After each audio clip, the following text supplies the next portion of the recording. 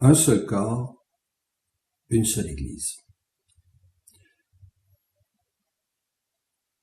Je m'intéresse depuis mon adolescence à l'Église, ou plutôt je devrais dire aux Églises orientales chrétiennes. À l'âge de 15 ans à peu près, j'avais entendu ou vu à la télévision un reportage sur les moines du mont Sinaï, les moines orthodoxes du mont Sinaï. Et je me souviens à ce moment-là de l'émotion profonde qui m'avait envahi, le sentiment de la présence de Dieu, une expérience du sacré. Et je me suis intéressé à partir de ce moment-là aux églises chrétiennes orientales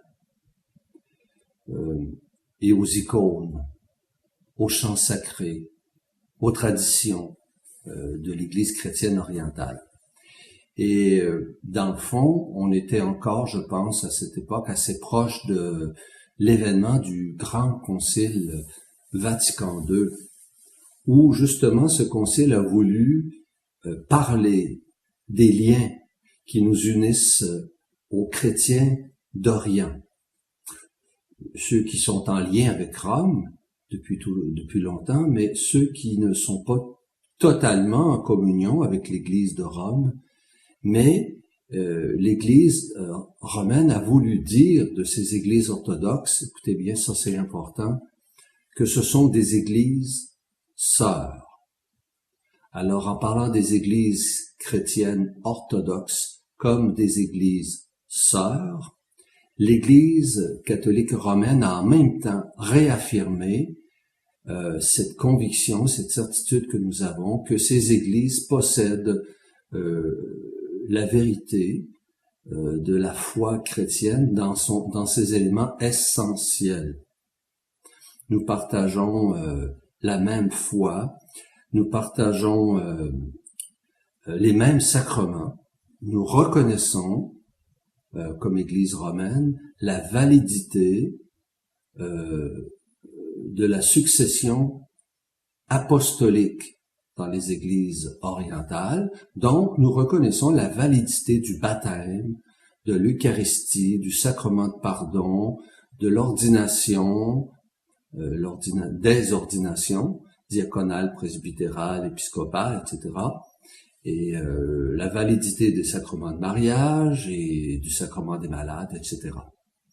Alors pour nous, les catholiques romains, les églises orthodoxes sont des églises sœurs. Le pape Paul VI, à l'époque du Concile Vatican II, le pape Paul VI est le patriarche de Constantinople, qui est le patriarche d'honneur des chrétiens d'Orient, des orthodoxes. Eh bien, le pape Paul VI et Athénagoras se sont rencontrés à Rome. Et ils ont symboliquement, sur la place Saint-Pierre, ils ont échangé un baiser de paix qu'ils ont voulu comme l'expression des deux parties d'un vrai désir de réconciliation. Alors Paul VI et Athénagoras ont posé ce geste très beau, très symbolique de la réconciliation entre l'Orient et l'Occident chrétien. Les églises d'Europe, les églises occidentales ont vite saisi la portée de ce geste. En Orient, il a été accueilli de façon plutôt mitigée par plusieurs églises orthodoxes.